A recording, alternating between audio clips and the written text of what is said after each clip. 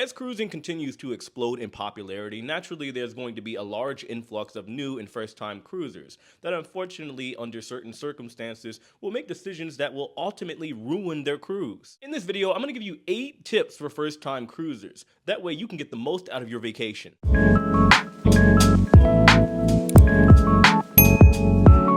First up, when booking your cruise, it's extremely important that you pick the exact cabin and location that you want if it's something that matters to you. Oftentimes, a lot of people will book a cruise cabin that is significantly cheaper called a guaranteed cabin, only to find out that it's not in the location that they want and it's not the cabin that they want because the balcony is something known as an obstructed view where there is a lifeboat blocking your view of the ocean. You could also be someone that gets seasick easily, and now your guaranteed cabin is located in the forward or front part of the ship where things are going to be most rocky should the ship encounter a storm. Number 2, arrive at least one day early prior to your cruise. A lot of people unfortunately fall prey to this because they decide that they're just going to fly in the day of, a couple hours before their ship sails away, when they don't realize that the ship will leave them. And should you encounter something like a flight delay or a canceled flight, well, now you've just lost all your money and your vacation is not going to happen. There are passengers out there that believe you should arrive to the port in which you're sailing out of 2 days prior to your cruise just for a safe measure.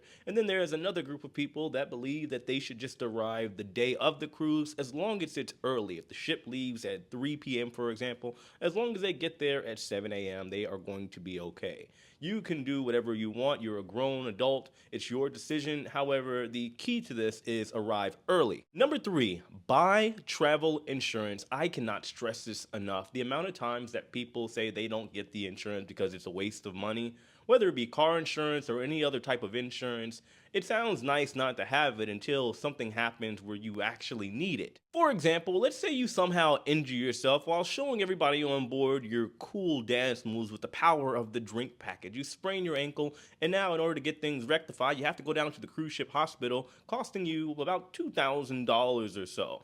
Or things get worse. You end up having concussion because you fell down the stairs, and now you have to be medevaced by helicopter off the cruise ship. That'll set you back about $20,000. Number 4, if you drink at all, you should at least consider buying the drink package for your cruise.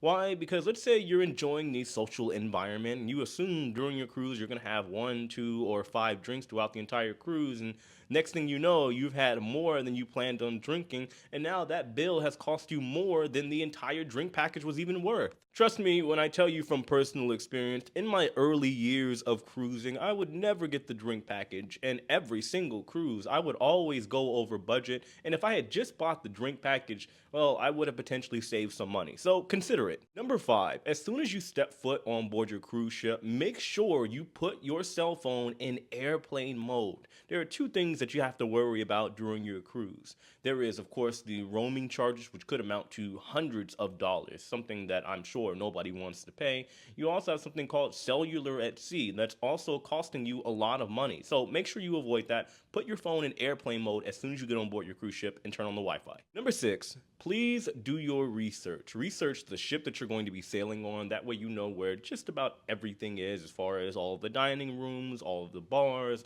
the entertainment that's on board, as well as all of the islands, destinations, and ports of call that you're going to be visiting. You don't have to know every little detail about them, but have an outline. That way whenever you try to plan all the fun things that you're going to do, you're not running around like a crazy person or a chicken with your head cut off. Number 7, this is a big one that I try to remind all passengers. Be careful and very selective about who you cruise with. Let's say you're taking a cruise and you decide to go with your best friend Sally Sue that has a reputation of going to the local pub or bar and getting hammered, extremely drunk. Meanwhile, you're on your cruise, and while you guys are doing a little bit of drinking with the purchasing of the drink package, you still have excursions that you have to wake up early in the morning for, and just like that, you have a conundrum, a problem that you now have to worry about. Another thing I'll often see is people sailing on a cruise with their significant other. You can tell right out of the gate that their relationship is not in the most solid place. So it appears that one of them decided to try to rekindle the flames with the cruise, and now they are stuck arguing all over the place, and next thing you know, you have one of the passengers sneaking off with somebody else, and then we have a 60-man brawl all over a threesome. Believe it or not, this happened. Carnival Magic last year. For our 8th and final tip, if all of this seems like too much for you to organize and handle, use a travel agent. A lot of people seem to think that using a travel agent is going to be at an additional cost to them. It's not, especially with my travel agency, Lux Rally. Check us out, link in the description box below. But hiring a travel agent to organize everything will just simply take all of the stress out of your vacation and make sure that things go off without a hitch. As somebody that was very anti-travel agent just a couple short years ago, I have learned a lot. Travel agents are extremely beneficial, especially with somebody that doesn't want to handle all of the craziness that comes with booking a cruise. For example, booking a travel agent can ensure that you get the right room that you want, all of the perks and benefits that you want, maybe get you some additional onboard credit that you wouldn't have got otherwise by using the public website. At least consider it when booking your cruise. For example, shameless plug here, my agency does not charge any additional fees for booking your cruise, so make sure you check them out. Once again, the link will be in the description box below as well as pinned in the comments. But these are my tips for today's video. Of course, let me know your thoughts in the comment section below. Hit that like button on your way out. Subscribe if you haven't already. And as usual, I love and appreciate every single one of you. Take it easy.